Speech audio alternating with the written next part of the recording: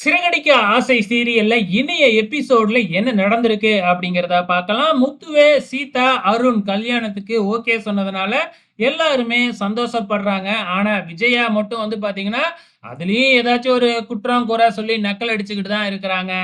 இந்த பக்கம் நம்ம மீனா முத்துக்கிட்ட போயிட்டு, "நீங்க நாளைக்கு வருவீங்கல்ல?" அப்படின்னு சொல்லி கேட்க, "நான் தான் இதையே அரேஞ்ச் பண்றேன். நான் வராமயா? கண்டிப்பா உனக்காக வருவேன்." அப்படின்னு சொல்லிட்டு நேரா அண்ணாமலை கிட்ட போயி, "மீனாவ நீங்க தான் எனக்கு கல்யாணம் பண்ணி வச்சீங்க. அதே மாதிரி சீதாவோட கல்யாணத்தையும் நீங்க தான் முன்னாடி நின்னு நடத்தி வைக்கணும். நாளைக்கு நீங்களும் வரணும்." அப்படின்னு அண்ணாமலைய கேட்க, கண்டிப்பா நான் வராமயா?" அப்படின்னு அண்ணாமலையும் ஓகே சொல்லிடுறாங்க. இங்க நம்ம ரோகிணிய கடையில காமிக்கிறாங்க. ரோகிணி கடையில இருக்கும்பொழுது அங்க முருகன் வராப்ல. முருகன ரோகிணி தான் வர சொல்லியிருக்காங்களாட்டுக்கு. எதுக்காக அப்டின்னா, கடன் வாங்கியிருந்தாங்க இல்லையா? 1,00,000 அந்த அமௌண்ட்ட குடுக்கறதுக்காக தான் வர சொல்லியிருக்கிறாங்க. அதுக்கப்புறம் வித்யா பணத்துக்காக என்கிட்ட இப்டி சண்ட போட்டுட்டா. நான் உங்ககிட்ட பணம் குடுத்துட்டேன்னு நீங்க சொல்லுங்க. அப்படின்னு ஏதேதோ பேசி நம்ம முருகனுக்கு ஐஸ் வச்சு அனுப்பி வைக்கிறாங்க. இந்தாண்ட அனுப்பி வச்சுட்டு இந்தாண்ட திரும்பி பார்த்தா நம்ம பிஏ அங்க வந்து நிக்கிறாப்ல. ரோகிணிக்கு ரொம்ப அதிர்ச்சி ஆயிடுச்சு.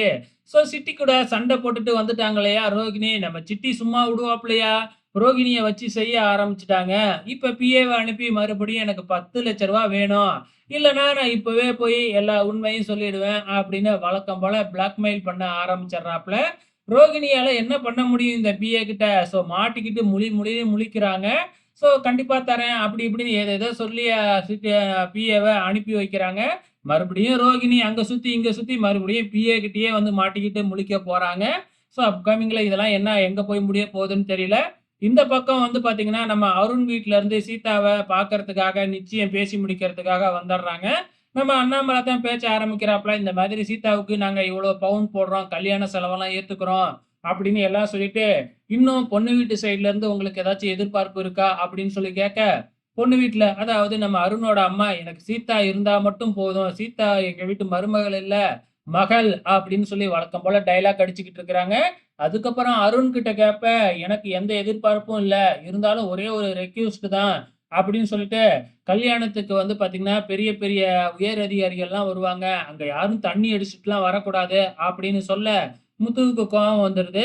நாம பத்திரிக்கை வைக்க போகும்பொழுதே, அ பத்திரிக்கை வச்சுட்டு அவங்க கிட்ட நீங்க தண்ணி அடிச்சுட்டுலாம் கல்யாணத்துக்கு வரக்கூடாதுன்னு சொல்ல முடியுமா? அப்படின்னு கேள்வி கேட்க, அதுக்கப்புறம் சின்னதா ஒரு வாய் தகராறு இல்ல.